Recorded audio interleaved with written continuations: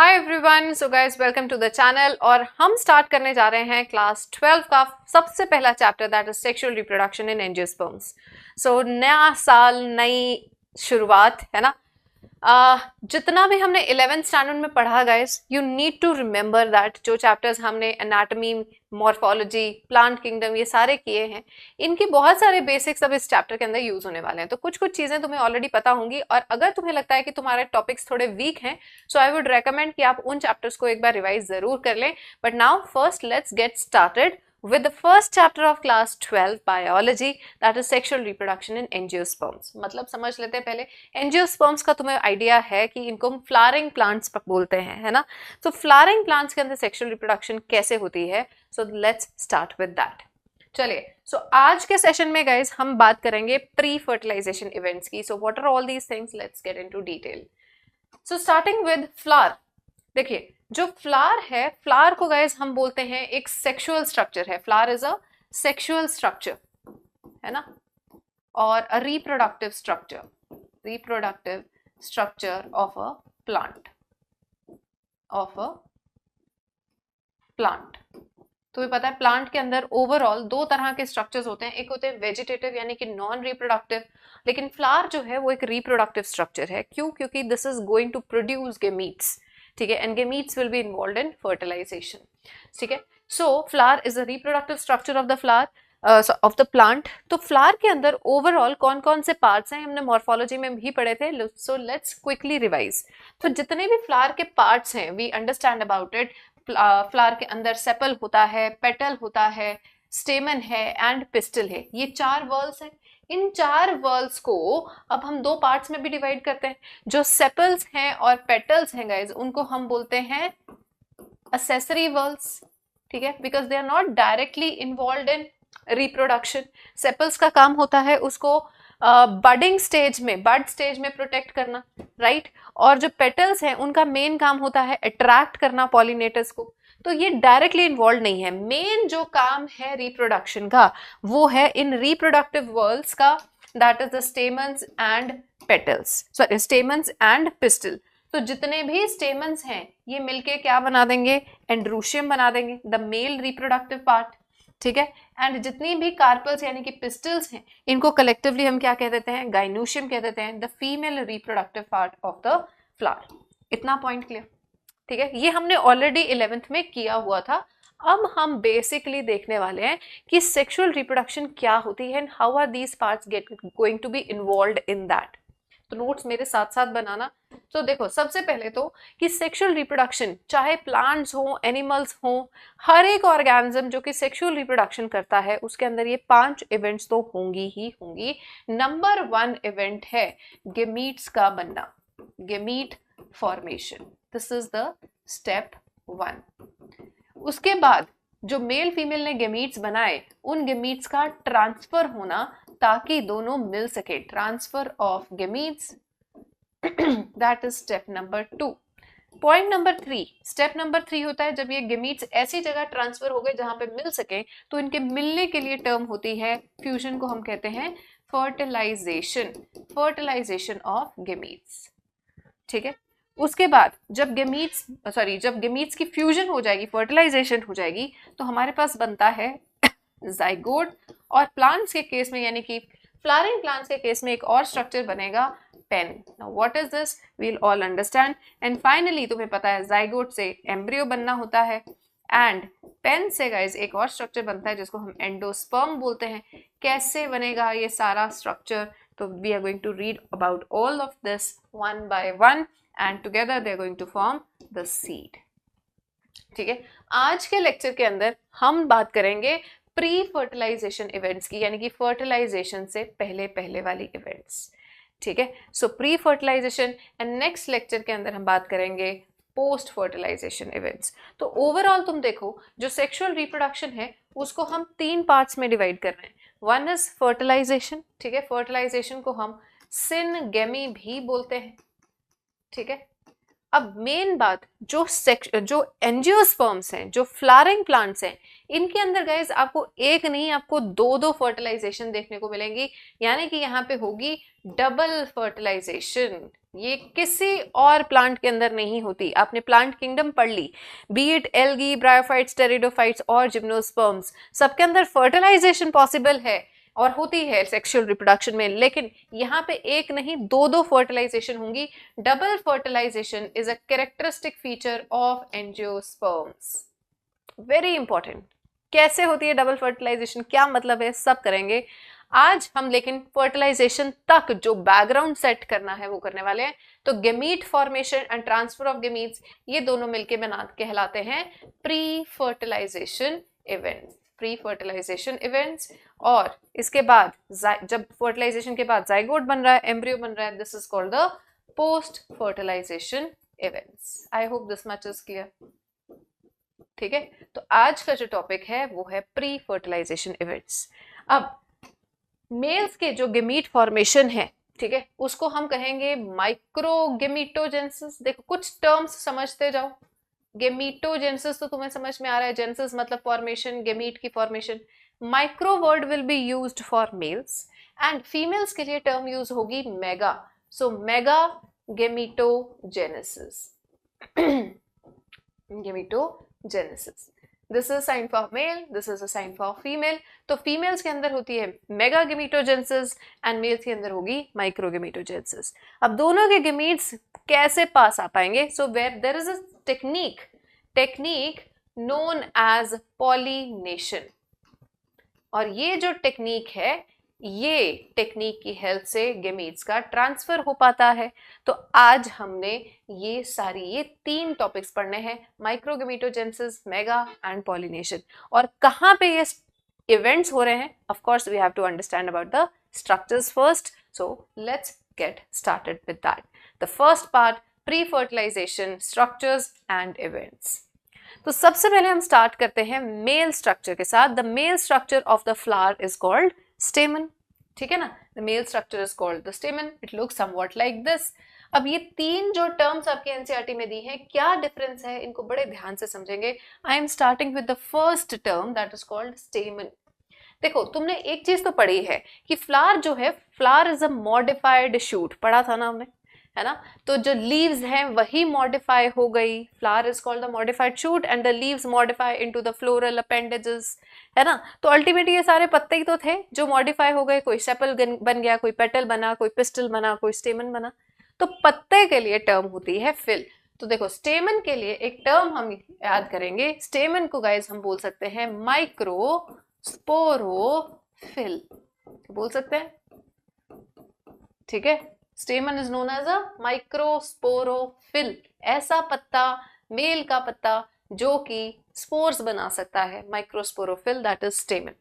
Now स्टेमन has two parts. ये जो डंडी वाला पोर्शन है, this portion is called filament, this portion is called filament. और ये जो इसके ऊपर ये वाला स्ट्रक्चर है जिसके दो लोब्स दिखाए गए हैं, these structures are called anther. These structures are called anther.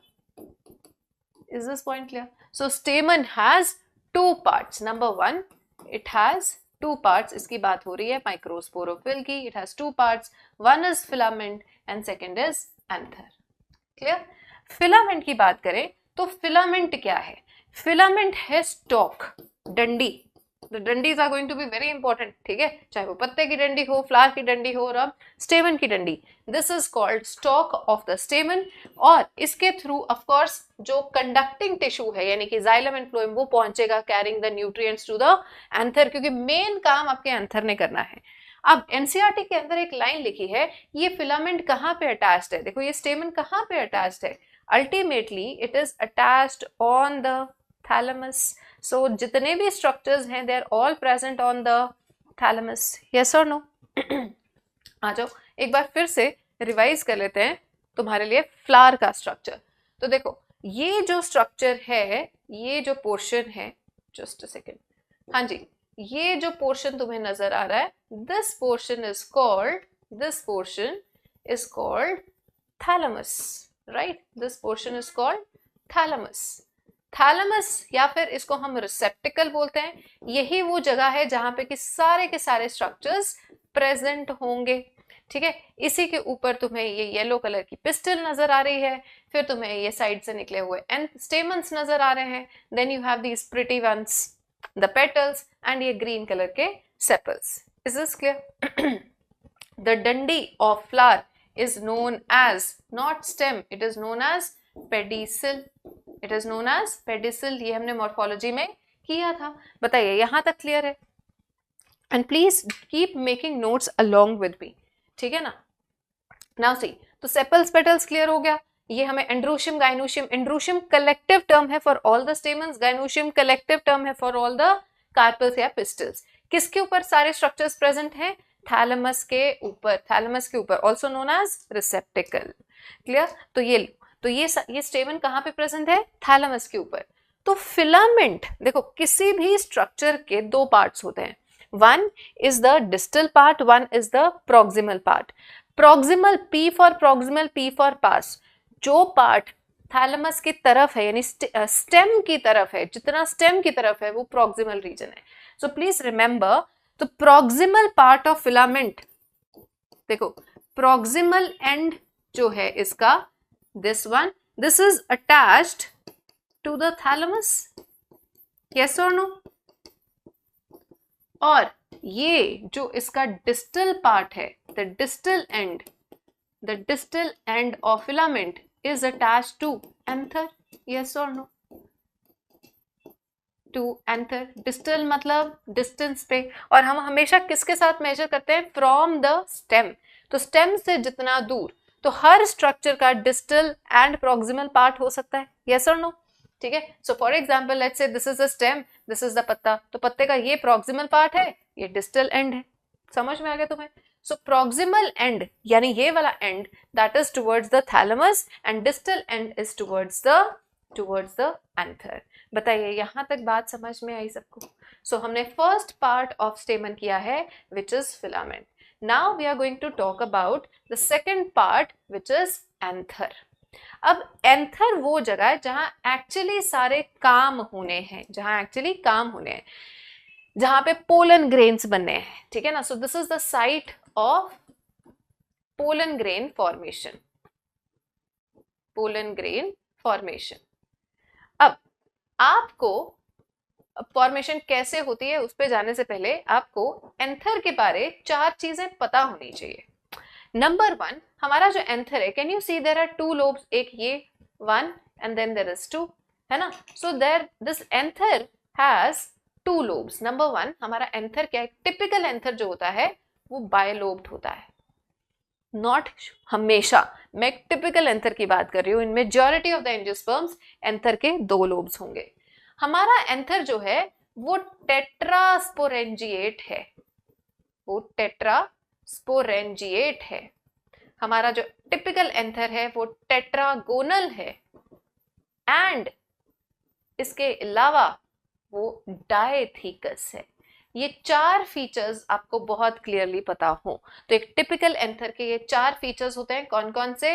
It is bilobed, it is tetrasporangiate, it is tetragonal and it is dithecous. क्या मतलब है इसका? बायलोब तो तुम्हें नजर में आ ही रहा है ना। I will enlarge it. So this is 1 lobe and this is another lobe. तो 2 लोब्स हैं। So these are the 2 lobes, that is why we call it bilobed. समझ में आ गया? 2 लोब्स, बायलोब्ड। टेट्रागोनल, टेट्रागोनल का मतलब होता है कि इसके 4 कॉर्नर्स हैं, इसके 4 कॉर्नर्स हैं। कौन से 4 corners? Do you see? 1 2 3 and 4 ये कॉर्नर्स हैं। एक ये कॉर्नर, ये कॉर्नर, ये कॉर्नर एंड ये कॉर्नर। तो 4 कॉर्नर्स हैं इसके, इसलिए हमने इसको क्या कह दिया? टेट्रागोनल। क्लियर? अब हर एक लोब के अंदर 2 पोलन सैक्स होंगे। कितने सैक्स होंगे? 2 पोलन सैक्स होंगे in each lobe, this is why we call it dithecous. And total कितने हो जाएंगे? टोटल कितने पोलन सैक्स हो जाएंगे? टोटल 4 पोलन सैक्स होंगे। So this is what makes it tetrasporangiate. Tetra मतलब 4, स्पोरेंजियम वर्ड जो होता है that is used for pollen sacs. तो यहीं पे एक और टर्म तुम्हारे सामने, स्टेमन को हम कहते हैं microsporophyll, microsporangium is the term used for pollen sac, और पोलन ग्रेन को हम क्या कह देंगे, माइक्रोस्पोर। तो ये टर्म्स बहुत क्लियरली तुम अपनी कॉपीज में लिख लोगे, बुक में लिख लोगे। Is this point clear? तो एक टिपिकल एंथर के ये 4 फीचर्स होंगे, वो बायलोब्ड होगा, वो टेट्रास्पोरेंजिएट होगा, टेट्रागोनल होगा और डाइथिकस होगा। बायलोब्ड मतलब 2 लोब्स, है ना। So these are the 2 lobes that are visible. Tetrasporangiate मतलब उसके अंदर 4 पोलन सैक्स हैं, टेट्रागोनल मतलब उसके 4 कॉर्नर्स हैं, डाइथिकस मतलब हर एक लोब के पास 2 पोलन सैक्स हैं, डाइथिकस। Is this point clear? So these are the characters of a typical anther. So this is the structure given in your NCERT. अब please make sure that you remember the diagrams clearly. ठीक है, ये anther, ये filament, ये देखो ऊपर से दिखाया हुआ है ट्रांसफर सेक्शन, तो आपको 4 पोलन सैक्स दिख रहे हैं, 1 2 ये 3 एंड 4, और पोलन सैक्स के बाद ये गोल गोल जो अंदर नजर आ रहे हैं, these are the pollen grains. And ये वो लाइन ऑफ डेसेंस है, यानी कि वो पॉइंट है जहां से कि पोलन जो कि एंथर फटेगा और वहां से पोलन ग्रेन्स बाहर आ पाएंगे। हाँ जी, यहां तक क्लियर हुआ? उसके बाद अब हम एंथर को जरा और डिटेल में देखते हैं, और ज्यादा इसको खोल के देखते हैं कि इसकी वॉल कितनी लेयर्स की बनी हुई है और अंदर जो पोलन ग्रेन्स हैं वो कहाँ बन रहे हैं। So see, this is the detailed structure all given in NCERT. तो जब हम इसका स्ट्रक्चर देखते हैं तो हमें क्या नजर आता है, देखो सेंटर पे ये जो रेड पोर्शन में मार्क कर रही हूं, ठीक है ना, ये जो रेड पोर्शन में मार्क कर रही हूं, ये वो पोर्शन है जहां पे कि एक्चुअली आपके पोलन ग्रेन्स बनेंगे। ठीक है, ये वो पार्ट है जहां पोलन ग्रेन्स बनेंगे। तो जिस टिश्यू से पोलन ग्रेन्स बनते हैं उस टिश्यू को हम बोल देते हैं स्पोरोजिनस टिश्यू। नाम से पता लग रहा है, स्पोरोजिनस, जिनस मतलब बनाने वाला। Sporogenous tissue is going to give rise to spores. So this produces microspores. ठीक है, यहां पे हर सेल जो है इसका, each cell acts as a microspore mother cell, यानी माइक्रोस्पोर बनाने वाला, microspore mother cell, MMC, microspore mother cell बोल लो या पोलन मदर सेल बोल लो, तो वो हर एक सेल जो है वो किस तरह से एक्ट करेगा, माइक्रोस्पोर मदर सेल की तरह एक्ट करेगा। पूरे टिश्यू को हम स्पोरोजिनस टिश्यू कह देते हैं। ठीक है, अब इसके आसपास कुछ लेयर्स तुम्हें नजर आ रही है, कुछ लेयर्स नजर आ रही होंगी, है ना, जैसे कि ये बाहर वाली, this is 1, then this 2, then 3 and so on, right. तो इसको एनलार्ज करके मुझे यहाँ पे ये समझ में आया। ठीक है, तो अंदर स्पोरोजिनस टिश्यू है, इस तरफ सारा स्पोरोजिनस टिश्यू है, ये वाला। इसके बाहर की तरफ देखो कौन कौन सी लेयर्स है। सबसे बाहर ये फर्स्ट लेयर जो है, this outer most layer is called epidermis. ठीक है, उसके बाद जो सेकेंड लेयर है, ये अगेन सिंगल लेयर वाली, this one layer is called endothecium. Clear? उसके बाद जो हमारी ये 2-3 लेयर्स हैं, 2 से 3 लेयर्स, ये वाली, ये 2-3 लेयर्स जो हैं, they are known as middle layers. मैं कलर्स भी वही मार्क कर रही हूँ। ठीक है, एंड जहां पे तुम्हें ये रेड कलर के न्यूक्लियाई नजर आ रहे हैं, ये जो लेयर है, this layer, this one layer, this layer is called tapetum. ये रही, दिस इज कॉल्ड टेपिटम। और ये जितना भी टिश्यू है, ये सारा का सारा, this is the sporogenous tissue. समझ में आ गया? एंड स्पोरोजिनस टिश्यू के हर एक सेल ने किस तरह से एक्ट करना है, microspore mother cell. So see, it is written here microspore mother cell. Anyone with any doubt, जल्दी से बताइए। ठीक है, तो ये हमारी 4 लेयर्स हो गई, ये हमारी 4 लेयर्स हो गई। This is the outer most and this is the inner most. तो आउटसाइड टू इनसाइड हमने इस तरह से जाना है। पहला क्वेश्चन तो यहीं पे बनता है कि आपके कौन से सेल्स जो है, कौन सी लेयर जो है वो आउटसाइड है, कौन सी लेयर इनसाइड है। So arrange the layers around the pollen sac from outside to inside. तो ऑर्डर देख लेना, इनसाइड टू आउटसाइड कहेगा तो अंदर से टेपिटम आएगी, फिर मिडल लेयर आएगी, फिर एंडोथीसियम एंड फिर आपकी epidermis. Now let's go more into details. जो आपकी एपिडर्मिस है, दिस इज सिंगल लेयर्ड, ये भी सिंगल है, इसकी भी सिंगल लेयर है, इसकी भी सिंगल लेयर है, इसकी 2 से 3 लेयर्स होती हैं, ये भी सिंगल, ये 2 से 3 लेयर्स हैं। एंड देन टेपिटम, टेपिटम की भी सिंगल लेयर होती है। दूसरी खास बात, जो आपकी टेपिटम है ना, टेपिटम के जो न्यूक्लियाई होंगे, यानी हर एक सेल का जो टेपिटम का जो हर एक सेल है उसमें 2 या 2 से ज्यादा न्यूक्लियस होंगे। सो टेपिटम जो है, टेपिटम इज बाय न्यूक्लिएटेड और it can be more than that, multi nucleated तक हो सकती है ना, 2 3 4 कोई भी न्यूक्लियाई हो सकते हैं। सो अगर ऑप्शन में मल्टी न्यूक्लिएटेड दिया हुआ है तो हम मल्टी न्यूक्लिएटेड ही मार्क करेंगे। सो टेपिटम की लेयर क्या है, मल्टी न्यूक्लिएटेड है। क्यों हो गई मल्टी न्यूक्लिएटेड, क्योंकि न्यूक्लियस डिवाइड किया लेकिन सेल डिवाइड यानी साइटोप्लाज्म डिवाइड नहीं किया। So it became multi nucleated. Multi nucleated cells कैसे हुए, ड्यू टू रिपीटेड कैरियोकाइनेसिस। पढ़ा हुआ है तुमने सेल में, सिर्फ न्यूक्लियर डिवीजन हुई है, repeated karyokinesis but no cytokinesis, ठीक है, बट नो साइटोकाइनेसिस। तो उससे क्या होगा, एक ही सेल के अंदर बहुत सारे न्यूक्लियस बढ़ते जाएंगे। क्यों किया गया ऐसा, क्योंकि टेपिटम वही लेयर है जिसने की न्यूट्रिशन पहुंचाना है। So this is going to provide nutrition, it provides nutrition to the developing microspores. Is this clear? Very important function. Epidermis, endothelium and middle layers, इनका ओवरऑल काम रहता है guys प्रोटेक्शन करने का। They are protective in function. ठीक है, इसमें से जो आपकी एंडोथीसियम होती है ये वाटर एब्जॉर्बिंग भी होती है, यानी कि हाइग्रोस्कोपिक भी है। हाइग्रोस्कोपिक मतलब ये एटमॉस्फेयर से बाहर से मॉइस्चर एब्जॉर्ब कर लेगी। Is this clear? सो ये सारे प्रोटेक्टिव भी हैं तीनों के तीनों। और जब अंदर पोलन ग्रेन्स डेवलप हो जाएंगे और एंथर को फटना है तो उसको खोल के उसकी डेहसेंस, पोलन ग्रेन्स की डेहसेंस कराने में, उसका स्प्रेड करवाने में इनका रोल होगा। They help in dehiscence as well, dehiscence of the pollens. Is this clear? तो ये 2 काम हैं बाहर की 3 लेयर्स के। और टेपिटम का मेन काम क्या है, इट प्रोवाइड्स न्यूट्रिशन। लेकिन इसके अलावा हम और भी इसके फंक्शंस देखेंगे। ये स्पोरोपोलेनिन भी बनाएगा। तो ये स्पोरोपोलेनिन क्या होता है सब हम एक एक करके देखने वाले हैं। यहां तक पॉइंट्स क्लियर? इसके बाद गाइस हम आते हैं। So see this is the dehisced pollen, मतलब डेहिसाइज्ड एंथर, फटा हुआ है ना। तो देखो कौन सी लेयर्स ने मेन रोल प्ले किया, बाहर वाली लेयर्स ने, और इस तरह से पोलन ग्रेन्स रिलीज हो जाएंगे।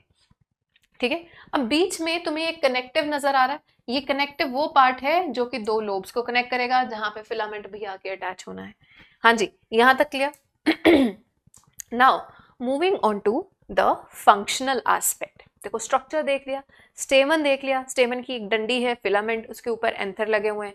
एंथर के अंदर 4 पोलन सैक्स हमने देख लिए। और अब उन पोलन सैक्स के अंदर कौन से सेल्स प्रेजेंट थे, पोलन सैक्स के अंदर प्रेजेंट थे स्पोरोजिनस टिश्यू, यानी कि एक एक सेल को हम माइक्रोस्पोर मदर सेल बोल रहे थे। तो आ जाओ जरा उसको और डिटेल में देखते हैं। तो देखो ये है हमारा बटरफ्लाई शेप्ड, है ना, ये है हमारा पोलन सैक। पोलन सैक के अंदर अब एक सेल की स्टोरी हम बात करेंगे। These are microspore mother cells, right. तो अब मैं एक माइक्रोस्पोर मदर सेल को यहाँ पे ड्रॉ कर रही हूँ। This is my 1 microspore mother cell. So 1 microspore mother cell, पहली चीज कि इसकी प्लॉइडी क्या है, कितने सेट ऑफ क्रोमोसोम्स इसके अंदर होते हैं, 2 सेट ऑफ क्रोमोसोम्स होते हैं। एवरी माइक्रोस्पोर मदर सेल या pollen mother cell is 2n in nature. अब इस सेल के अंदर होनी है सबसे पहली डिवीजन, वो भी मियोसिस। क्या होनी है, मियोसिस होनी है, वेरी इंपॉर्टेंट। अब तुम्हें पता है कि मियोसिस कैसी डिवीजन थी, रिडक्शनल डिवीजन थी। तो और मियोसिस के एंड में कितने सेल्स बनते हैं, 4 सेल्स बनते हैं। तो ये लो, ये हमारे पास 4 सेल्स बन गए, ठीक है।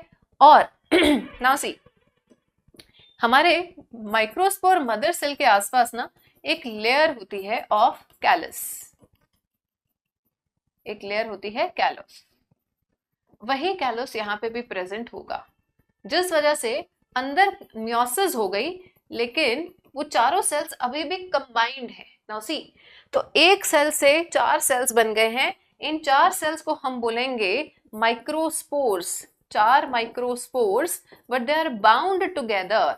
4 माइक्रोस्पोर्स ने मिलके बनाया है एक माइक्रोस्पोर टेट्राड। टेट्राड कितने बने हैं? एक बना है। टेट्राड कितने बने हैं? एक बना है।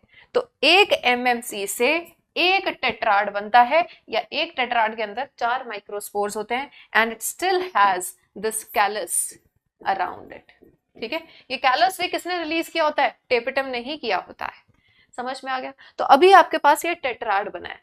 अब वही टेपिटम एक एंजाइम भी भेजेगी, तो एक कैलस जब डिसॉल्व हो जाता है, this is dissolved callus, callus कह लो, कैलोस डिसॉल्व्ड बाय कैलेस, तो कैलेस एज आ गया तो एंजाइम है, तो ये कैलेस जब डिसॉल्व हो जाएगा तो हमारे ये माइक्रोस्पोर्स अलग अलग हो जाते हैं। ठीक है, तो ये बने हमारे पास 4 माइक्रोस्पोर्स, और इनकी प्लॉइडी क्या होगी? ये सारे क्या है?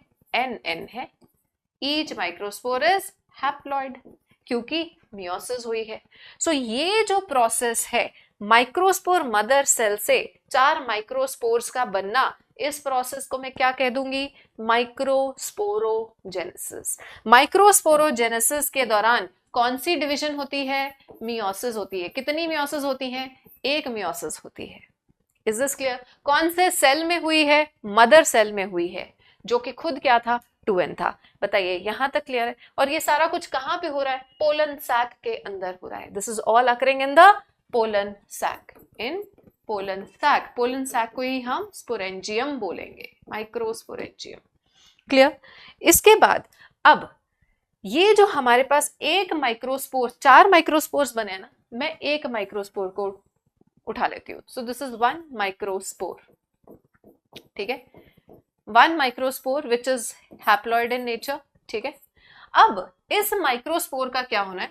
इस माइक्रोस्पोर के गाइस अंदर होनी है फर्स्ट माइटोसिस। क्या होनी है? माइटोसिस होनी है। पहले हुई थी मियोसिस, अब क्या हो रही है? माइटोसिस। अब जब माइटोसिस होती है तो तुम्हें पता है कि स्पिंडल फॉर्मेशन वगैरह तो होनी है, लेकिन यहां ना थोड़ा सा गड़बड़ है। माइटोसिस से हमेशा 2 सेल्स इक्वल बन रहे थे, लेकिन यहाँ थोड़ा सा डिफरेंट है। क्या डिफरेंट है? हैशटैग कि यहाँ पे एसिमेट्रिक स्पिंडल बनेगा। कैसा बनेगा? एसिमेट्रिक स्पिंडल बनने से 2 डिस सिमिलर सेल्स बनने वाले हैं, यानी कि डिफरेंट साइज के सेल्स बनने वाले हैं। कैसे? ये देखो, तो एक हमारे पास छोटा सेल बनेगा, एक हमारे पास बड़ा सेल बन जाएगा। Clear? Do you see this? Nuclear division तो बिल्कुल नॉर्मल हुई है, दोनों के पास एन आएगा, लेकिन जब साइटोप्लाज्म की बारी आई तो बिकॉज ऑफ एसिमेट्रिक स्पिंडल हमारा साइटोप्लाज्म हाफ हो गया, मतलब नॉट इनटू हाफ, एक की तरफ ज्यादा चला गया, एक के पास कम। तो ये जो छोटा सेल बना है, this one is called the generative cell. This one is called the generative cell, and this larger cell is called the vegetative cell. अब वेजिटेटिव का मतलब क्या होता है? Non reproductive. तो ये जो वेजिटेटिव सेल होगा, इसका रिप्रोडक्शन में कोई डायरेक्ट रोल नहीं होने वाला। यही सेल जो है ये ट्यूब सेल भी कहलाता है, क्योंकि इसने बाद में पोलन ट्यूब भी बनानी है। Is this clear? अब इसके अंदर लार्ज वैक्यूल्स होंगी, क्योंकि इसने फूड स्टोर करना है, ये वैक्यूल्स वगैरह है। क्लियर?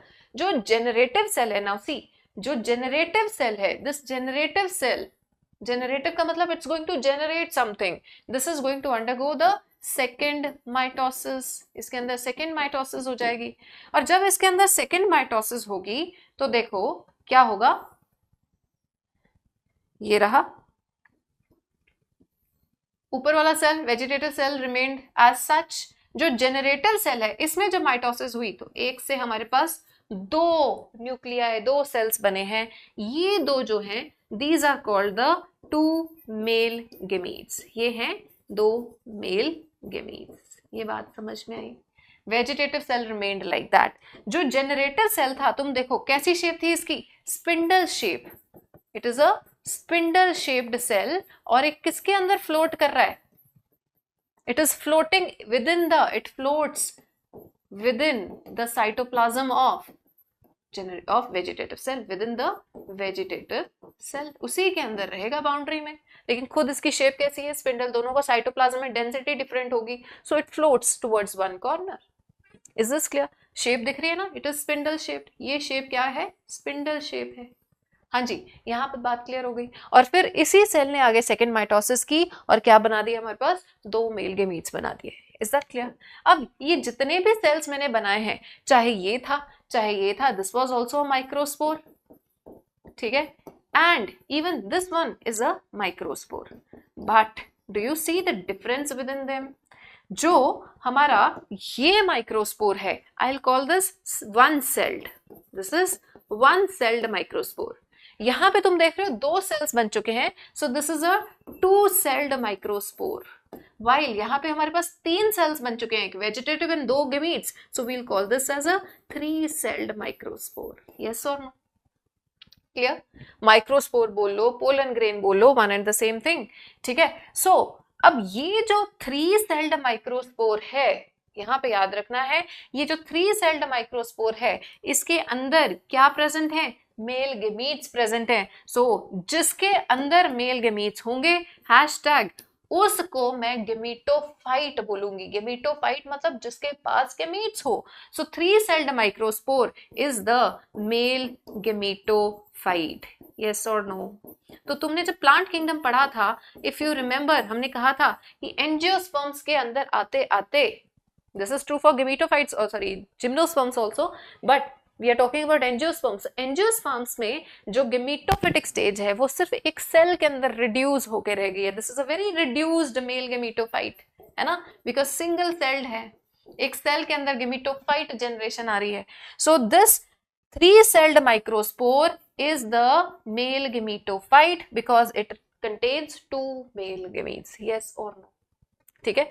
अब ये जो 2 सेल स्टेज है, इसके बारे में एक चीज तुम्हें याद रखनी है, हैशटैग, कि मोस्टली जो हमारे पोलन ग्रेन्स हैं वो इसी स्टेज में आके एंथर फट जाएगा और ये पॉलिनेट कर जाएंगे। सो 60% show pollination at this stage, show pollination at this stage. कौन सी स्टेज पे? 2 सेल्ड स्टेज पे show pollination. Is this point clear? Please let me no in the comment section कि यहाँ तक तुम्हें बिल्कुल क्लियर है। तो जैसे जैसे तुम पढ़ते जाओ वैसे वैसे कमेंट्स जरूर देते जाना। हाँ जी, यहाँ तक क्लियर? चलो, तो ये हो गया हमारा माइक्रोस्पोरोजेनेसिस। स्पोरोजेनेसिस में मियोसिस हुई थी एक, और पोलन सैक के अंदर हुआ था। और माइक्रोगेमिटोजेनेसिस जो है गाइस, ये इसमें 2 माइटोसिस इन्वॉल्व है, और इसमें से कुछ पोर्शन पोलन सैक के अंदर होता है और कुछ उड़ने के बाद, पोलन सैक से उड़ने के बाद 2 सेल स्टेज कहाँ पहुंच जाएगी? स्टिग्मा के ऊपर, है ना, और स्टिग्मा के ऊपर बैठ के होगी। और पोलन, और कई बार जो बाकी के 40% है वो 3 स्टेज बनने के बाद ही पॉलिनेट होंगे। So it can be in pollen sac and on stigma. Is this point clear? Please let me know. यहां तक बात क्लियर हो गई? तो 1 cell first mitosis, asymmetric spindle, 2 cells बने, वेजिटेटिव एंड जेनरेटिव। जेनरेटिव छोटा सेल है, स्पिंडल शेप है, और ये इसी के अंदर फ्लोट कर रहा है, वेजिटेटिव के अंदर। और 60% इसी 2 सेल स्टेज पे पोलन ग्रेन्स ने पॉलिनेट हो जाना है। And then we have this 3 celled microspore. जो जेनरेटिव सेल है उसी में सेकेंड माइटोसिस होगी एंड ये 2 मेल गेमीट्स बनाएगा। इसीलिए इस माइक्रोस्पोर को हम मेल गेमीटोफाइट बोलते हैं। गेमीटोफाइट मतलब जिसके अंदर गेमीट्स हों। प्लीज लेट मी नो कि यहां तक बात क्लियर है। ठीक है, सो देखिए ये दिखाया हुआ है, this is the microspore tetrad, है ना, this is the microspore tetrad. तो ये कहां से बना होगा? एक MMC से, एक माइक्रोस्पोर मदर सेल से ये एक टेट्राड बनता है, जिसके अंदर कितने माइक्रोस्पोर्स होते हैं? 4 माइक्रोस्पोर्स दिखाए हुए हैं, है ना, 1 2 3 4, 4 माइक्रोस्पोर्स हैं।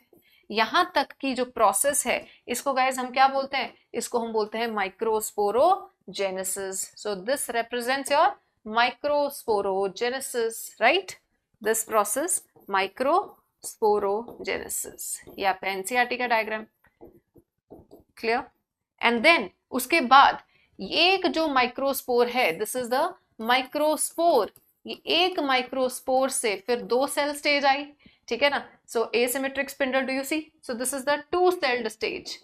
टू सेल्ड स्टेज ये क्या हो रही है? ये गेमेटोजेनेसिस की तरफ जा रहा है. ये one microspore it's going to undergo one mitosis. अभी तक सिंगल माइटोसिस से, फर्स्ट माइटोसिस से हमारे पास क्या बना है? टू सेल्ड स्टेज आई है. दो सेल्स बन गए. Can you see? Vegetative and generative cell. ठीक है. एंड फाइनली हमारे पास थ्री सेल स्टेज बन जानी है. क्लियर हो गया इतना? अब तुम देखो जो एक टिपिकल हमारा जो पोलन ग्रेन बनेगा उसके आसपास क्या क्या लेयर्स प्रेजेंट रहने वाली हैं. सो this is the structure of a pollen grain. Now see, तो एक सेल है, तो उस सेल के पास क्या होगा? उसके पास प्लाज्मा मेम्ब्रेन तो होनी ही होनी है ना. तो सीधी है. तो देखो ये जो लेयर है सबसे अंदर वाली यहाँ पे, ठीक है, ये प्लाज्मा मेम्ब्रेन होगी अंदर की तरफ. अंदर की तरफ ये जो मैं पिंक कलर की बना रही हूँ, this is the plasma membrane. Plasma membrane तो होनी ही है. प्लाज्मा मेम्ब्रेन के बाहर गाइस ये जो ब्लू कलर की बना रही हूँ, this is the outer layer called intine. ये एक तरह से सेल वॉल होती है. This is the intine. And intine के भी बाहर ये जो तुम्हें ऐसे डिजाइंड वाली लेयर नजर आ रही है, ऐसे इरेगुलर सी शेप की, this is the exine. Is this clear? So green one is the exine and जो उसके अंदर है this is the intine. And सबसे अंदर जो मैंने पिंक कलर की बनाई है, this is the plasma membrane. Right. Now see, do you see? अच्छा, प्लाज्मा मेम्ब्रेन ने तो कंटिन्यूस होना ही है. जो सेल इंटाइन है, इंटाइन भी बनी होती है आपकी सेलुलोज और पेक्टिन की. किसकी बनी होगी? सेलुलोज एंड पेक्टिन की. सो this is more or less like your cell wall. और ये जो इंटाइन है ये लगातार प्रेजेंट है. Do you see here? It is present लगातार. It is continuous. ठीक है. So it's written here. See, inner wall जो है this is called intine and it is thin and continuous. और किसकी बनी हुई है? सेलुलोज एंड पेक्टिन की. Written here. जबकि जो आपकी एक्साइन है, डू यू सी, ये जो ग्रीन कलर की बनाई है यहाँ पे आके एब्सेंट हो गई है ना. तो एक्साइन जो होती है एक्साइन जो होती है, exine is not continuous. Exine कहीं एक जगह पे एब्सेंट है और उसी जगह पे क्या बन जाना है? जर्म पोर. जहां पे एक्साइन का अपर्चर प्रेजेंट है वहां पे जर्म पोर्स बन जाती है. ठीक है. So exine is not continuous. Please remember, exine is not continuous, it is discontinuous. ठीक है. It is not and it is not present throughout. जहां पे एब्सेंट होगी, जहां पे एक्साइन एब्सेंट है वहां पे क्या बन गया? जर्म पोर बन गया.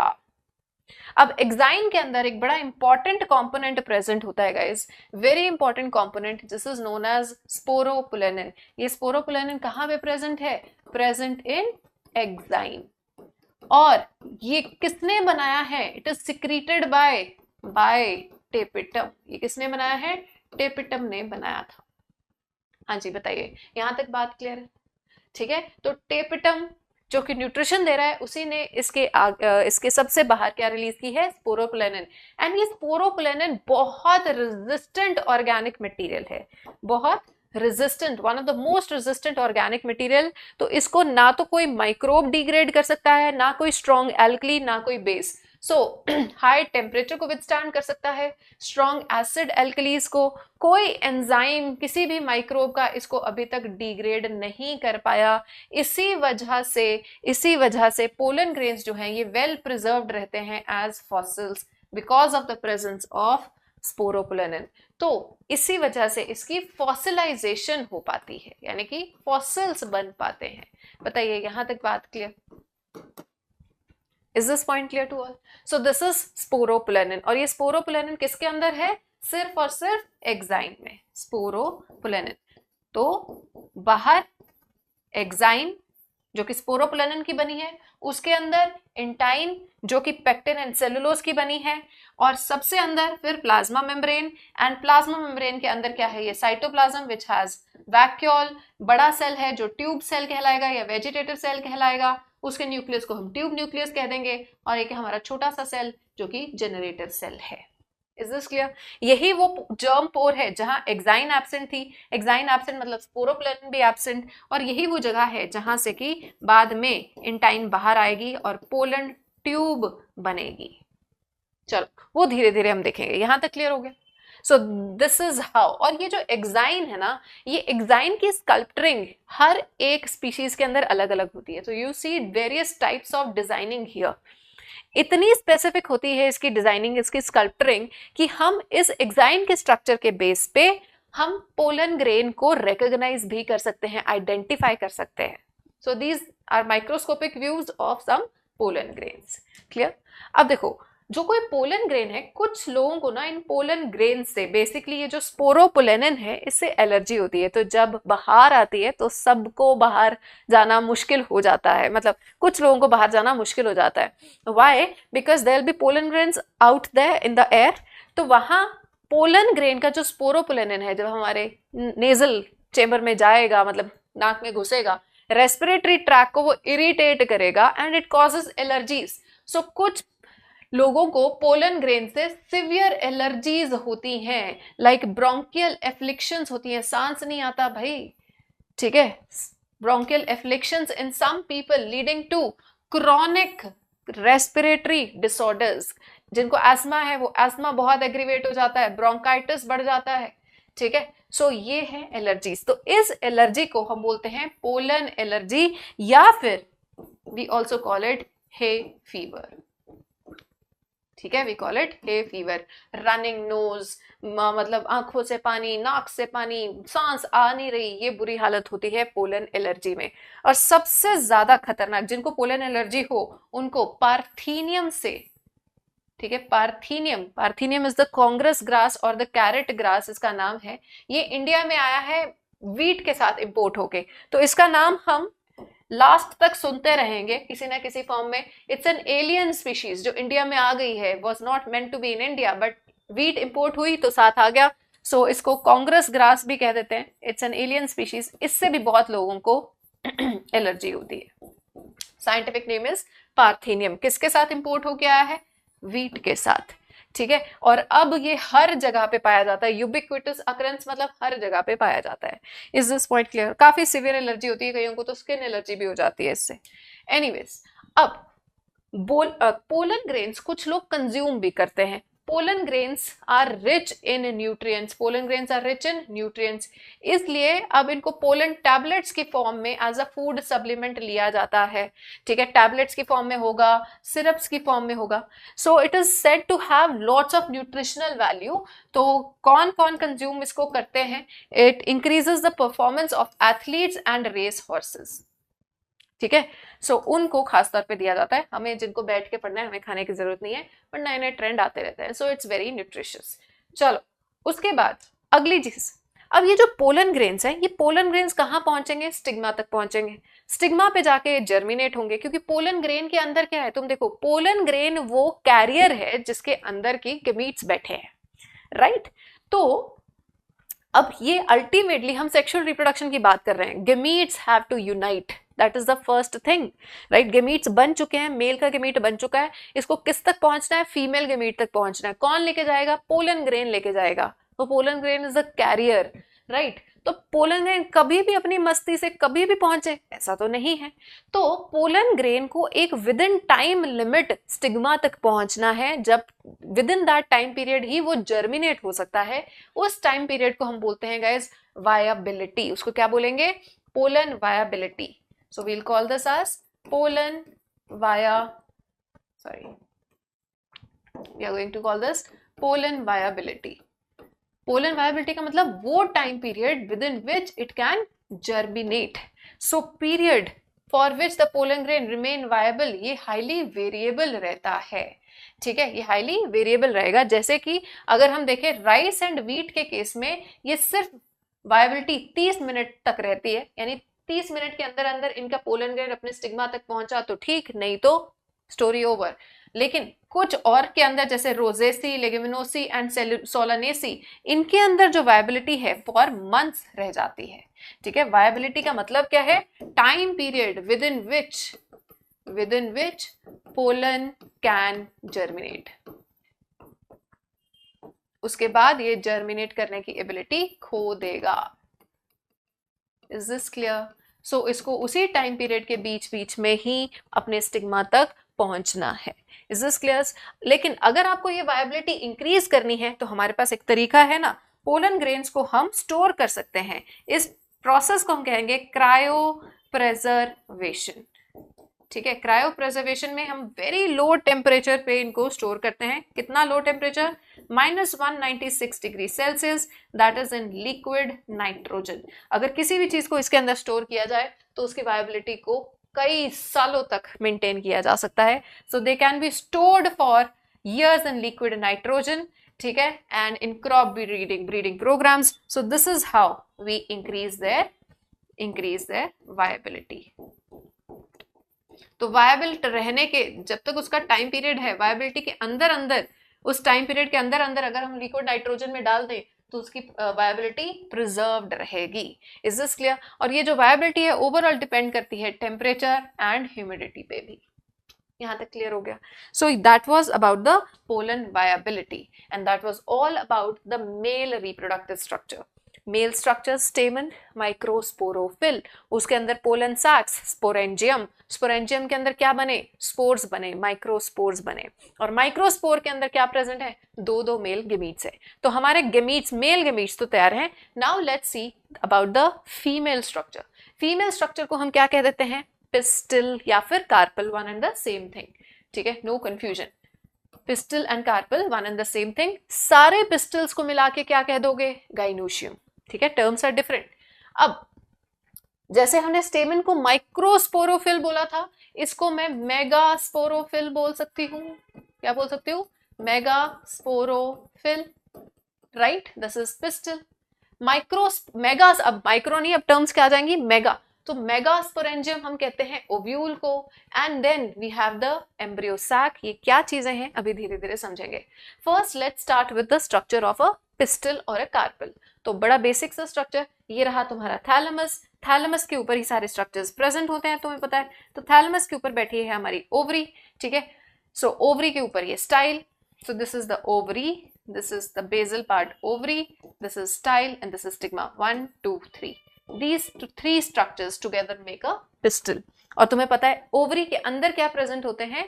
ओव्यूल्स प्रेजेंट होते हैं। इसलिए ओव्यूल को हम मेगा स्पोरेंजियम बोलेंगे। प्लीज लेट मी नो कि यहां तक तुम्हें पूरी क्लैरिटी है। स्टिग्मा को ही गाइस हम रिसेप्टिकल भी बोल देंगे, because it is going to receive the pollen grains. It receives the pollen grains. ये वो लैंडिंग प्लेटफॉर्म है जहां के पोलन ग्रेन आके बैठेगा। Receives pollen grains.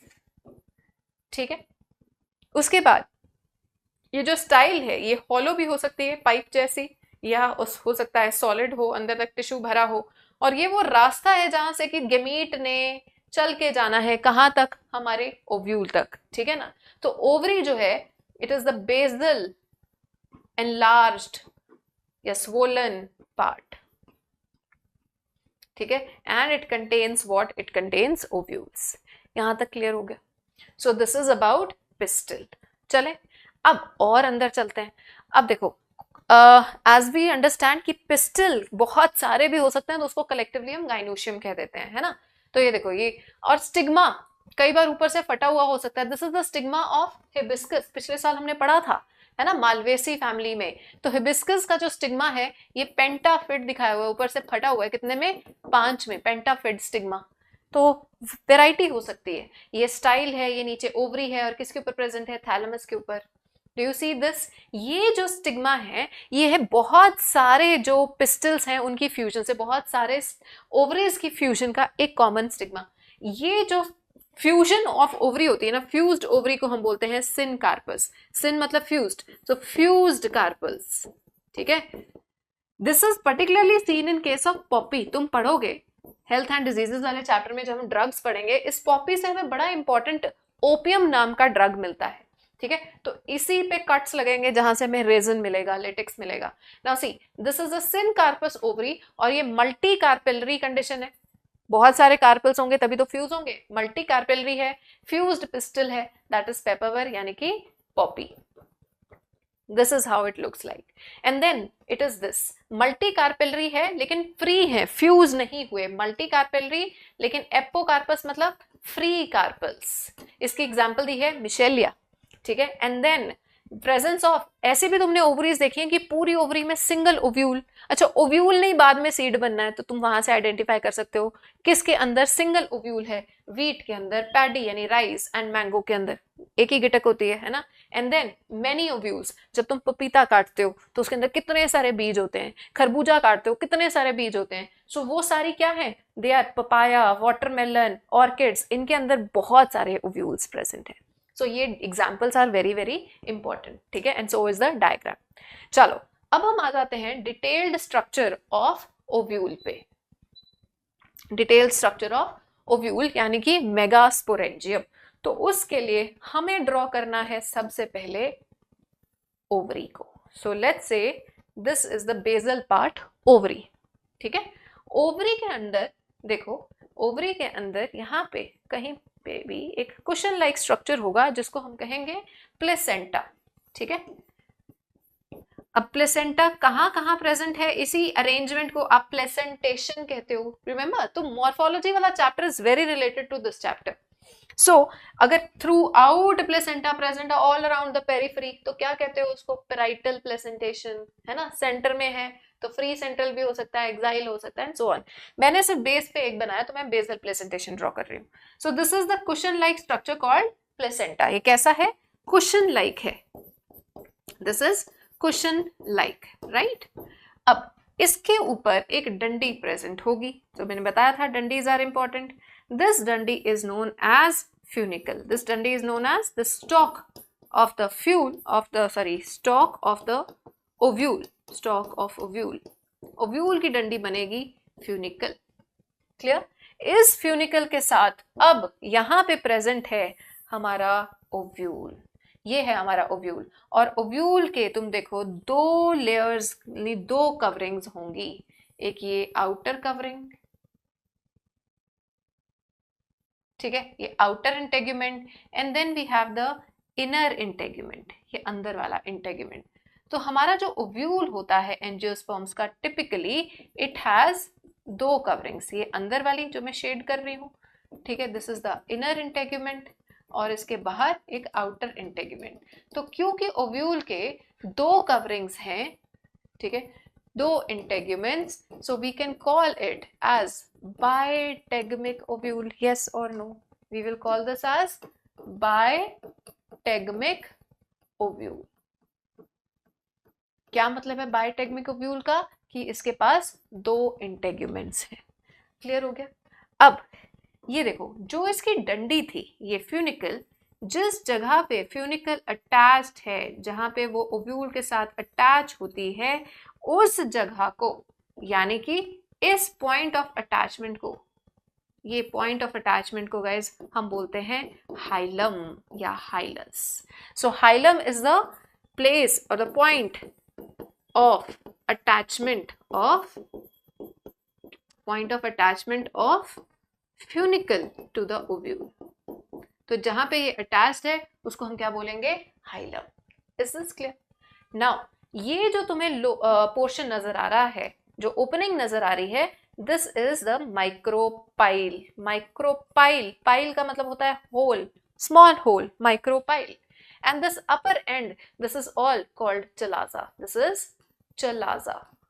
बट अभी मैंने तुम्हें एक बात गलत बोल दी, अपर एंड, क्योंकि अभी देखने में तुम्हें अपर लग रहा है, बट हमेशा याद रखना है chalaza is the basal end. तुम पूछोगे कैसे मैम, आपने पहले जो बोला था वो ठीक था, बिल्कुल ठीक नहीं था, वो बेसल एंड है ये। एंड माइक्रोपाइल को गाइस हम बोलते हैं अपर एंड। कैसे, 2 मिनट में तुम्हें समझ में आ जाएगा, ठीक है। और ये अंदर जितना भी सामान भरा हुआ है, ये अंदर जो सब है, दिस इज ऑल, ये जितना भी सामान है, यानी जितना भी टिश्यू है, ये सारा टिश्यू क्या है, दिस इज ऑल न्यूसेलस। ये सारा का सारा टिश्यू क्या कहलाएगा, we are going to call this as nucellus, ठीक है। न्यूसेलस ही वो स्ट्रक्चर है जिसने कि सारे डेवलपमेंट के दौरान न्यूट्रिशन प्रोवाइड करना है। So this is nutritive tissue, this is nutritive tissue. Now see, अब इसको मैंने क्यों बेसल एंड बोला और क्यों इसको अपर एंड बोला, वाई, बिकॉज तुम इसके डेवलपमेंट समझो। जो एक ओवरी थी that was suppose to be like this, है ना, वो तो ऐसी थी। ये जो डंडी है ये रही फ्यूनिकल, है ना, ये प्लेसेंटा पे प्रेजेंट होगी। जो ओव्यूल था it was suppose to be like this, ऐसा। Are you getting that? ये जो ओरिजिनल उसकी पोजीशनिंग है, ऐसे ओव्यूल को हम बोलते हैं ऑर्थोट्रोपस। इसको क्या बोलते हैं? Orthotropous ovule. तो तुम्हें दिख रहा है micropyle is on the upper and, ये अपर एंड है, and chalaza is towards the lower and, ठीक है। बट हुआ क्या, ये जो ऐसा ओव्यूल था अब ये इन्वर्ट हो गया, समझ रहे हो, ये इस तरह से इन्वर्ट हो गया है। तो जब ये ओव्यूल ऐसे इन्वर्ट हो गया तो इसका अपर एंड नीचे आ गया, लेकिन अभी भी हम माइक्रोपाइल को ही अपर एंड बोलते हैं। तो अब समझ में आया? और ये जो मैंने ओव्यूल बनाया है guys, this is a typical inverted ovule. ये मैं कौन सा ओव्यूल बना रही हूं? इन्वर्टेड ओव्यूल बना रही हूं, क्योंकि तुम देख रहे हो ये हमारा सीधा ओव्यूल था, लेकिन यहाँ ये इन्वर्ट हो चुका है, इन्वर्टेड ओव्यूल है। It is anatropous. 82% एंजियोस्पर्म्स के अंदर 82% एंजियोस्पर्म्स का ऐसा ओव्यूल होता है। 82% angiosperms have inverted ovule. This data must be learned, ठीक है। तो एक बार क्विकली रिवाइज कर लेते हैं। प्लेसेंटा, उसके ऊपर डंडी फ्यूनिकल, जहां पे अटैच्ड है हाइलम, दो इंटेगुमेंट्स हैं यानी बायोटेगमिक ओव्यूल है, अंदर का न्यूट्रिटिव टिश्यू सारा न्यूसेलस है। ये जो अपर एंड, इसको अपर एंड ही कहेंगे। Most of the major events तुम देखोगे माइक्रोपाइलर एंड की तरफ होंगी। This opening is called micropyle and this basal part is called chalaza, और अंदर जितना टिश्यू भरा हुआ है ये न्यूसेलस है। नाउ सी, हम ओव्यूल को माइक्रोस्पोरेंजियम क्यों बोलते हैं? क्योंकि इसके अंदर मेगास्पोरेंजियम क्यों बोलते हैं? क्योंकि इसके अंदर मेगास्पोर बनना है। तो जैसे माइक्रोस्पोरेंजियम यानी पोलन सैक के अंदर हमारा स्पोरोजिनस टिश्यू था, जितना भी टिश्यू था, every cell was acting as a microspore mother cell. यहां पे ऐसा नहीं होना। जो न्यूसेलस है, अब देखो न्यूसेलस का कोई एक cell, let's say this one cell of nucellus is going to act as megaspore mother cell. So one cell of nucellus acts as nucellus, spelling गलत लिख दिया हमने, nucellus acts as megaspore mother cell। सारे नहीं, यहाँ सिर्फ एक ही megaspore mother cell की तरह एक्ट करेगा, एमएमसी की तरह एक्ट करेगा। अब तुम देखो यहाँ पे अभी तक मैंने जितने टिश्यूज बनाए, they are all diploid, yes और नो। इंटेगुमेंट का हर एक सेल 2n होगा, न्यूसेलस का हर सेल 2n है, even this is 2n, megaspore mother cell is also 2n, हर सेल 2n है, डिप्लॉयड, है ना, स्पोरोफिटिक जनरेशन। अब इसके अंदर होनी है मेगास्पोरोजेनेसिस। देखो कैसे होनी है। अब ये जो एक मदर सेल है, ठीक है, again this is one megaspore mother cell यानी कि MMC, this is also 2n, ठीक है। अब जैसे माइक्रोस्पोर मदर सेल के अंदर क्या हुई थी, मियोसिस हुई थी, सिमिलरली गाइस यहाँ पे भी मेगास्पोर मदर सेल के अंदर भी क्या होनी है, मियोसिस ही होनी है। जैसे वहां पे 4 सेल्स बने थे, यहाँ पे भी 4 सेल्स बन जाएंगे। ये लो, ये किसी तरह से भी अरेंज हो सकते हैं। 4 सेल्स बन गए, क्या बोलोगे तुम इनको? 4 मेगास्पोर्स, क्योंकि भाई मियोसिस है तो 1 से 4 तो बनेंगे ही। वहां पे चारों के चारों फंक्शनल रहे थे, डू यू रिमेंबर? एक माइक्रोस्पोर से एक माइक्रोस्पोर मदर सेल से 4 माइक्रोस्पोर्स बने थे। यहाँ पे भी एक मेगास्पोर मदर सेल से 4 मेगास्पोर बने तो हैं, बट जैसे ही बनते हैं डीजेनरेट हो जाने हैं। तो ये 3 जो हैं, these 3 megaspores, they degenerate। तो हमारे पास सिर्फ एक ही फंक्शनल मेगास्पोर रह जाता है। There is only one functional megaspore. तो इसका मतलब अगर मुझे 100 मेगास्पोर्स बनाने हैं तो मुझे ये भी कितने चाहिए होंगे? 100, क्योंकि बाकी 3 ने तो डीजेनरेट हो जाना है। तो एट द एंड मेरे पास कितना मेगास्पोर बचा? एक। तो एक मेगास्पोर मदर सेल से एक ही फंक्शनल मेगास्पोर बनता है। Is this point clear? ठीक है, अब ये कौन सी साइड वाला होगा? देखो, ये होगा हमारा माइक्रोपाइलर एंड वाला। माइक्रोपाइल की साइड पे जो प्रेजेंट होंगे डीजेनरेट हो जाएंगे, ये चलाजल साइड वाले रह जाएंगे। समझ में आई बात कैसे कह रही हूं मैं? यानी कि ये जो मेगास्पोर है, इसको अगर मैं रब करके दिखाऊं तो यहाँ पे हमारे पास देखो ये 4 बने, ठीक है, तो ये नीचे वाले 4 माइक्रोपाइलर एंड वाले डीजेनरेट कर जाएंगे, ये वाला हमारा रह जाएगा। बात क्लियर हो रही है कि कहाँ पे चल रहा है? ये सारा कुछ इसी के अंदर चल रहा है। ठीक है, अब ये जो हमारा एक फंक्शनल मेगास्पोर रह गया है, now what is the ploidy? So this was 2n, ठीक है, while every cell here is n। सो इसकी पॉइडी क्या है? ऑफ कोर्स हैप्लॉइड है।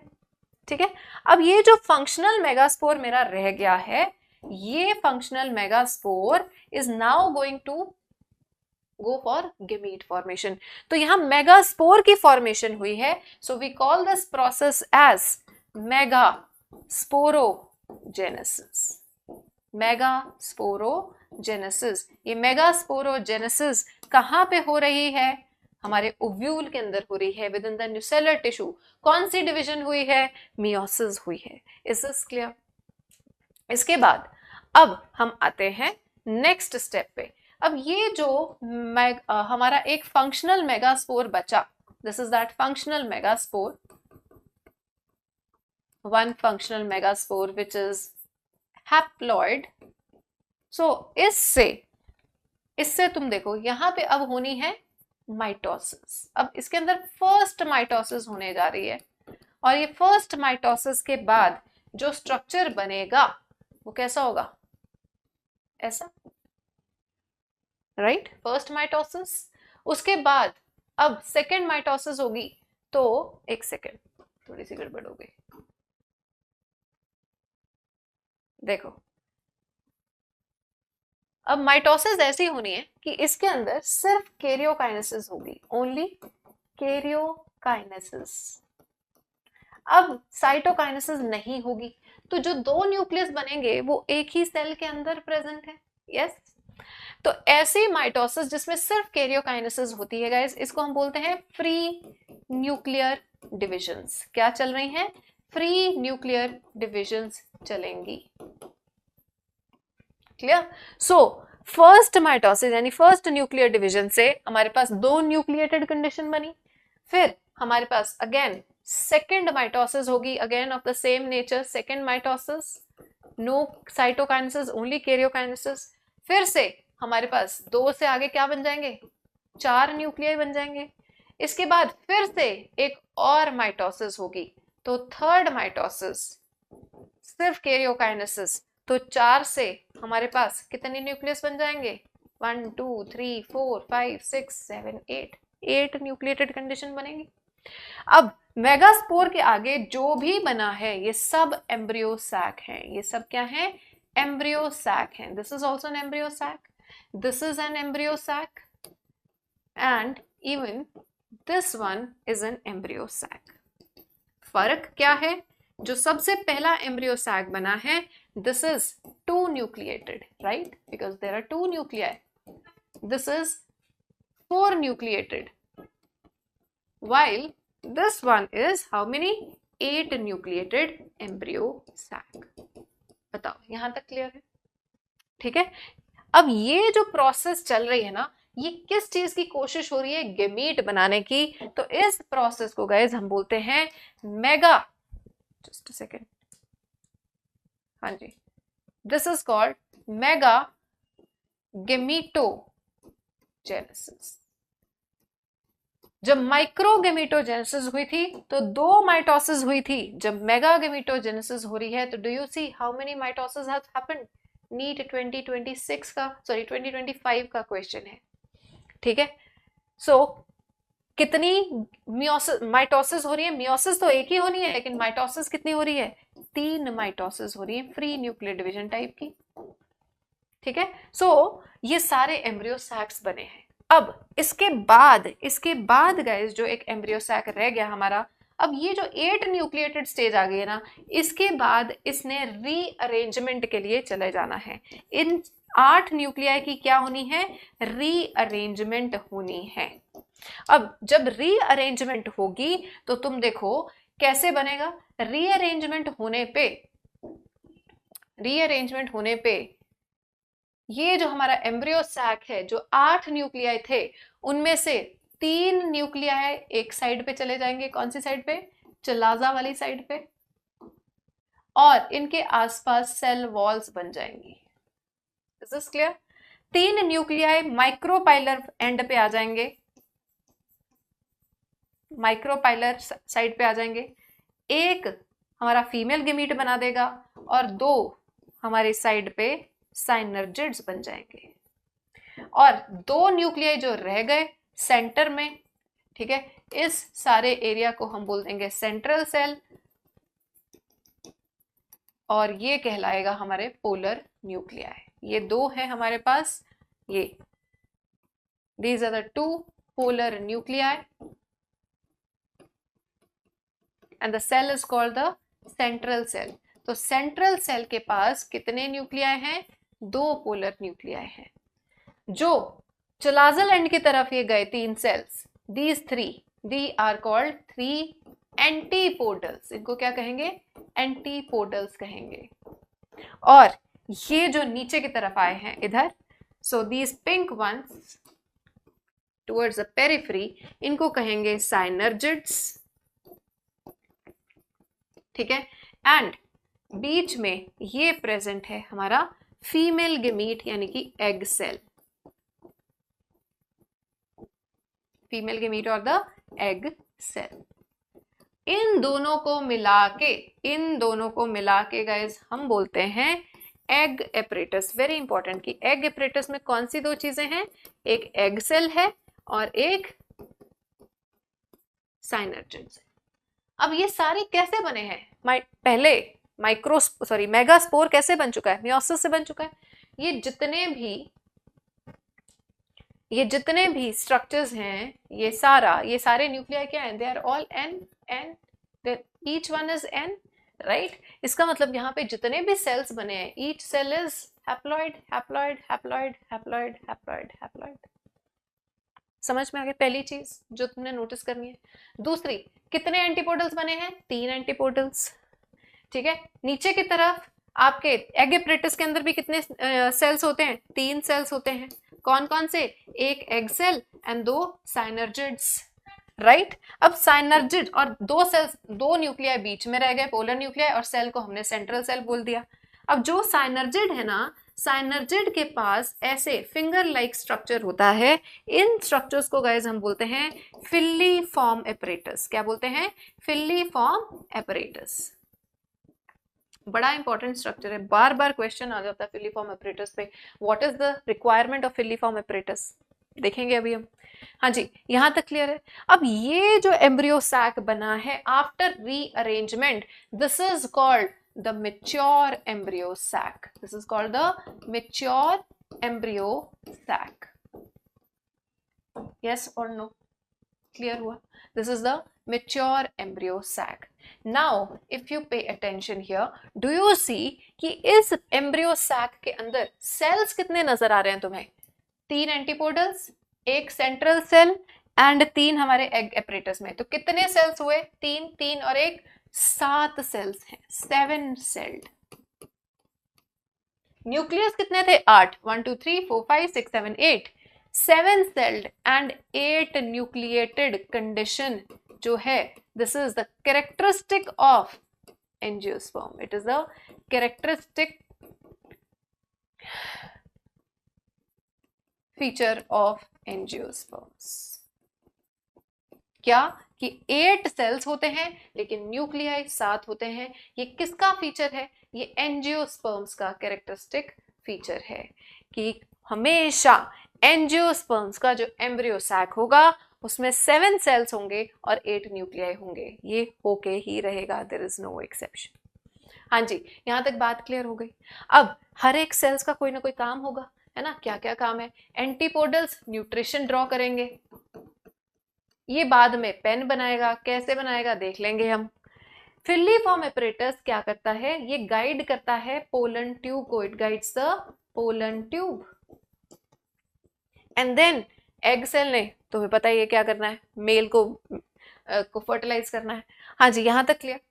उसके बाद तो ये देखो, ये आपकी एनसीईआरटी में यही मेगास्पोर मदर सेल, 2 सेल्स बने, फिर उसके बाद 4 बने, 4 में से वो 3 डीजनरेट कर गए, उसने फिर आगे ये डिवीजन शुरू की, gametogenesis. So this process gametogenesis, ये आपका टिपिकल एम्ब्रियो सैक बन चुका है। This is the mature embryo sac.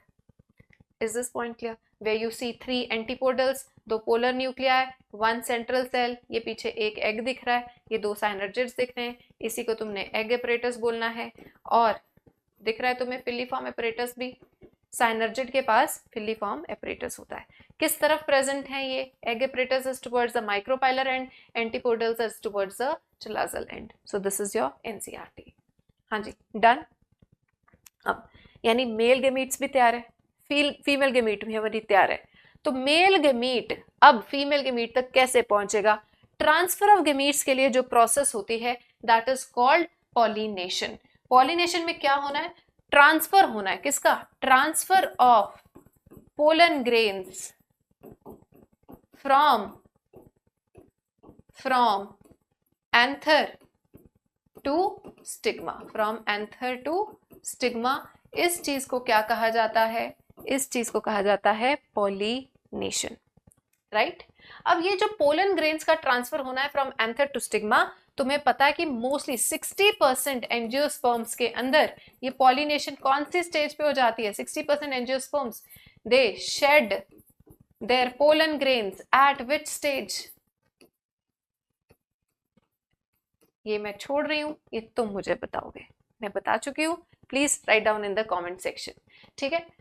अब जो पोलन ग्रेन्स हैं, क्यों ट्रांसफर कर रहे हो तुम पोलन ग्रेन्स का? क्योंकि पोलन ग्रेन्स ही तो हैं कैरियर्स ऑफ मेल गेमीट्स, ठीक है। सो मेल गेमीट्स को पहुंचाना है कहां? स्टिग्मा तक। तो इस प्रोसेस को हम क्या कहते हैं? इस प्रोसेस को गाइस हम बोलते हैं पॉलिनेशन। Is that clear? अब देखो, पॉलिनेशन हमारे पास डिफरेंट टाइप्स की है। पॉलिनेशन हमारे पास डिफरेंट टाइप्स की है। तो देखो, ये पोलन ग्रेन्स, ठीक है, ये पोलन ग्रेन्स और ये स्टिग्मा, अगर पोलन ग्रेन अपने ही स्टिग्मा के ऊपर आता है तो this is known as autogamy. This is known as autogamy, right. अब अगर तो देखो, अगर तो स्टेम एक ही है, let's say this is uncommon stem,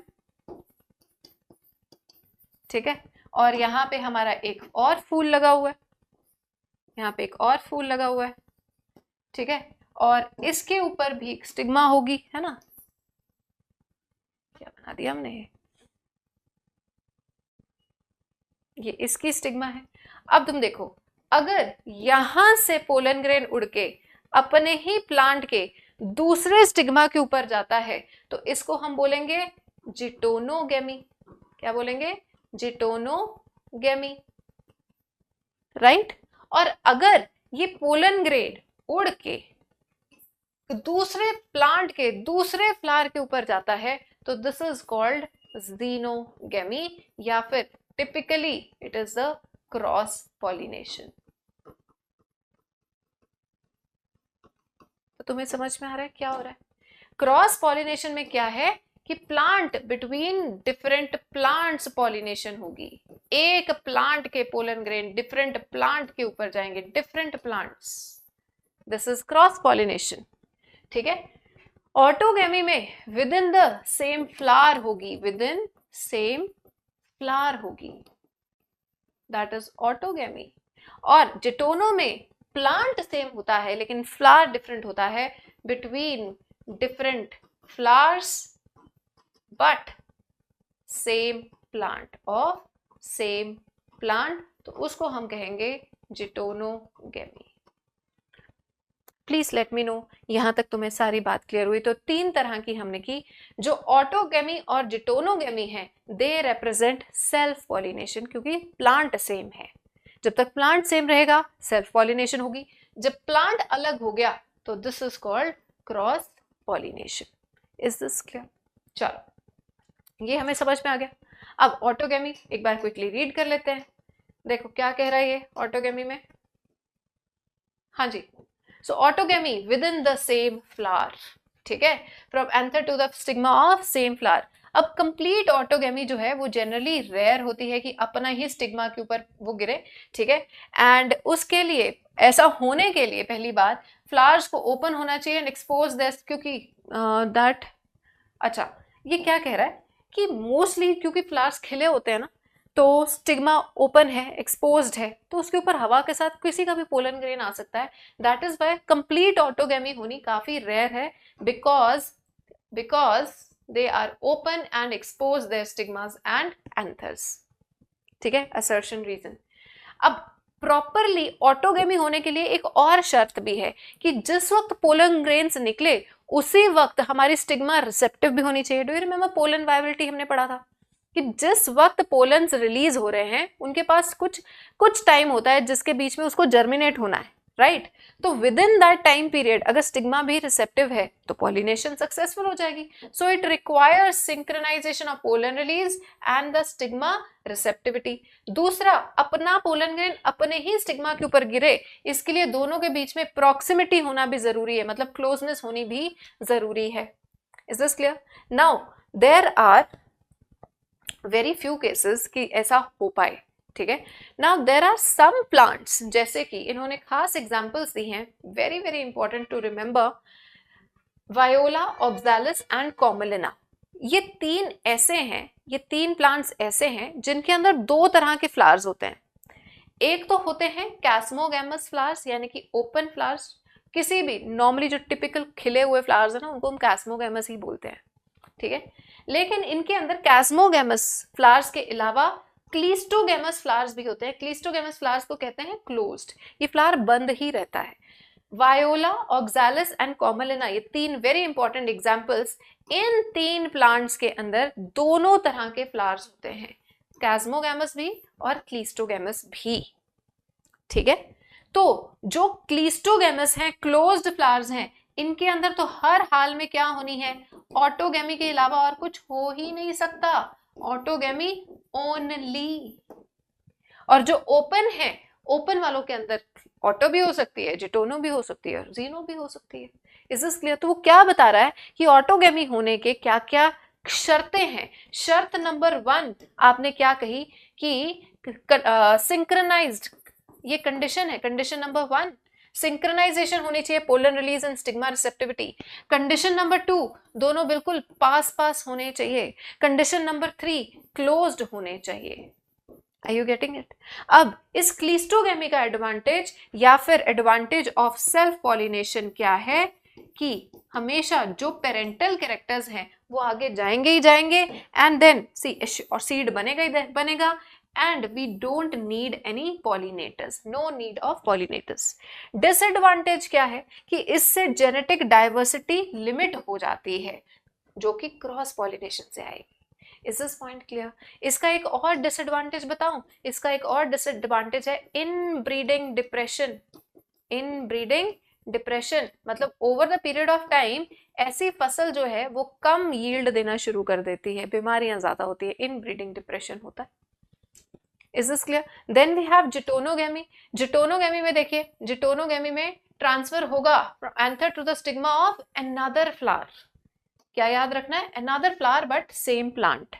functionally देखा जाए तो ये क्रॉस पॉलिनेशन है। देखने में लगता है ना कि एक फ्लावर से दूसरे फ्लावर में जा रहा है, तो फंक्शनली क्रॉस पॉलिनेशन है क्योंकि इसमें पॉलिनेटिंग एजेंट की जरूरत पड़ेगी, बट जेनेटिकली सिमिलर है ऑटोगेमी का क्योंकि they are coming from the same plant. तो बेसिकली हम देखा जाए तो ऑटो एंड जिटोन दोनों को सेल्फ पॉलिनेशन ही मानते हैं। And then we have xenogamy, इसमें stigma to of the different plant हो जाएगा, ठीक है, क्योंकि जेनेटिकली डिफरेंट पोलन ग्रेन्स आ रहे हैं, इससे जेनेटिक डाइवर्सिटी बढ़ती है, एवोल्यूशन बढ़ता है।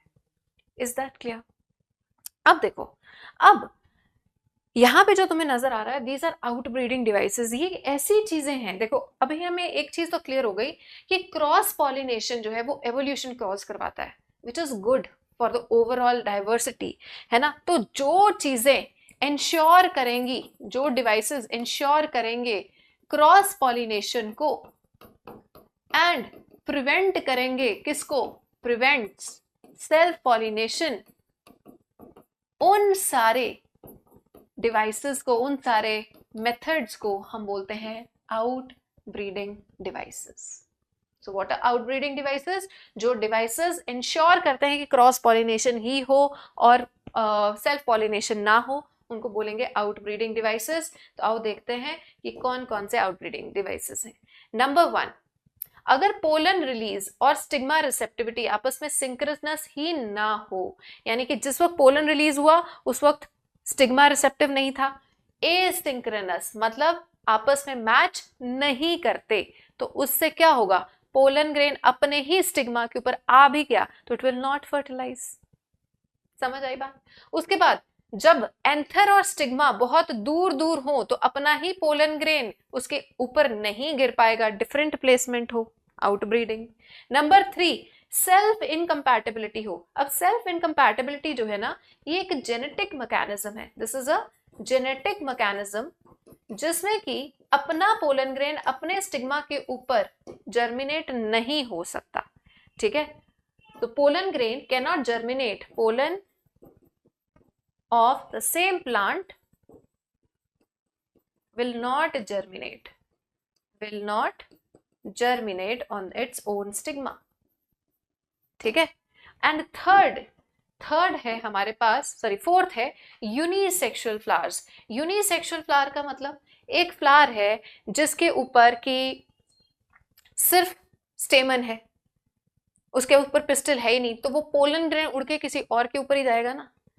तो यूनिसेक्सुअल फ्लावर्स, तो यूनिसेक्सुअल फ्लावर्स में एक चीज समझो, यूनिसेक्सुअल फ्लावर्स जो हैं they will prevent autogamy, they will prevent autogamy, but geitonogamy still possible, geitonogamy still possible, है ना।